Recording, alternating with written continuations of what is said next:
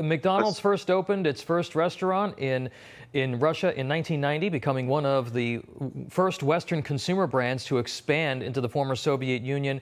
Did this bold move by the company surprise you, and do you believe that it was a wise decision? Well, this whole conflict over Russia, Ukraine, and I believe, all this didn't have to happen. We've taken a hard turn to the left. The shutdown really incentivized. We took the wealth of this nation and we gave out a big dividend, and we incentivized people not to work, to sit in a bunker and lose our purpose. Then we go over, we come out of Afghanistan, and we are the greatest nation on earth. We're there to protect the defenseless, the most vulnerable. And what do? We back out of Afghanistan, leaving women and children behind. This has been a war on the children. And what does this do then? It makes us look so weak. And in front of the eyes of the world, we've given the green light to Russia, to North Korea. They're threatening missiles over there as the president is over there, Iran, China. And so because of this weakness and our lack of resolve to protect the children, this has been a war on the children.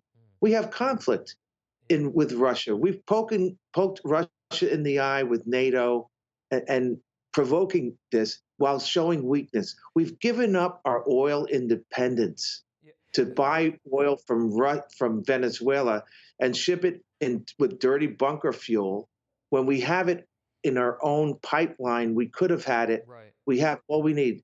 The inflation is out of control because of that dividend, the money we've thrown at people to stay home. And so conflict in Russia and companies like McDonald's leaving there, this didn't have to happen.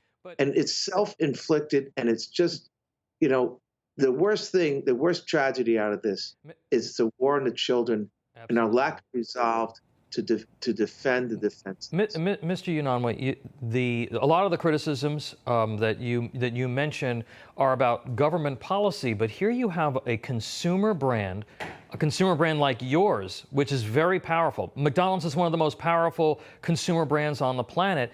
Do you think that sends a message, even if the U.S. government isn't sending a message to Russia? Does it send a message to Russians about how their leadership is marginalizing their country? Yes, I think it takes some courage. I kind of like that position versus a lot of the woke positions of these companies that are more interested in words and pretty much idiotic, if you will, positions. Mm-hmm. And we have to stand. We got to move toward God.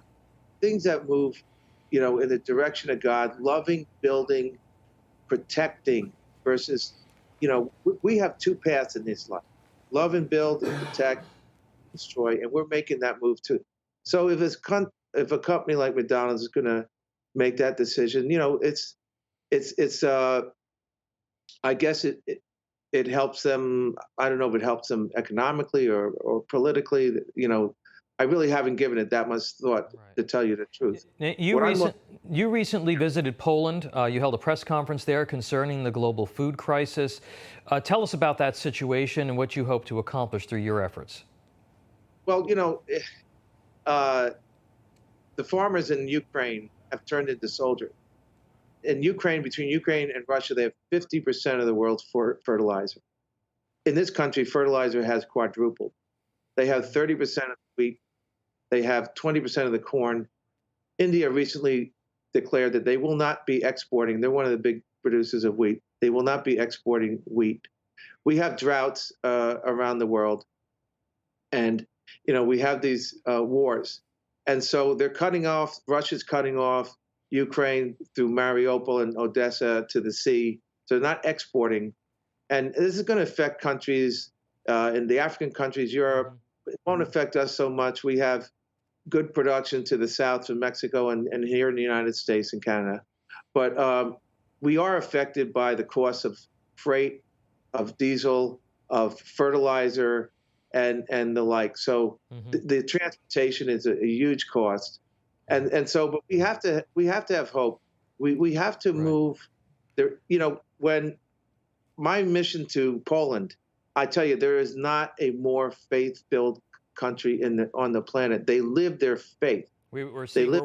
We're looking at pictures and video of you handing out rosary beads, and it was clear that that there was a faith component to what you were doing over there, and you understand, you appreciate how important that is, and especially in the month of May, which is a month where Catholics venerate the Blessed Mother.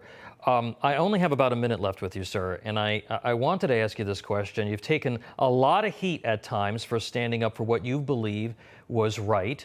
When that ran counter to the left's agenda, I want to ask you about one of your fellow CEOs, Elon Musk. He's standing up to certain political forces, and the left is, and he's taking broadsides from the left now all the time.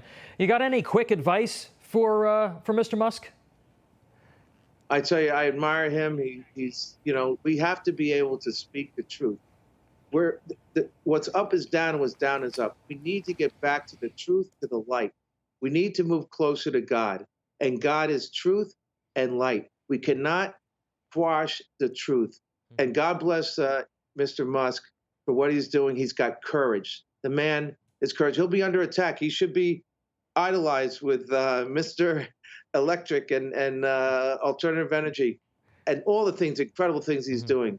But, he's under attack because he doesn't fit the narrative, and he has a different opinion. And God bless him. Let's move closer to God. All right, the CEO of Goya Foods, Robert Unanue, thank you so much for being here, sir. We appreciate your insights. Thank you, Tom. God bless.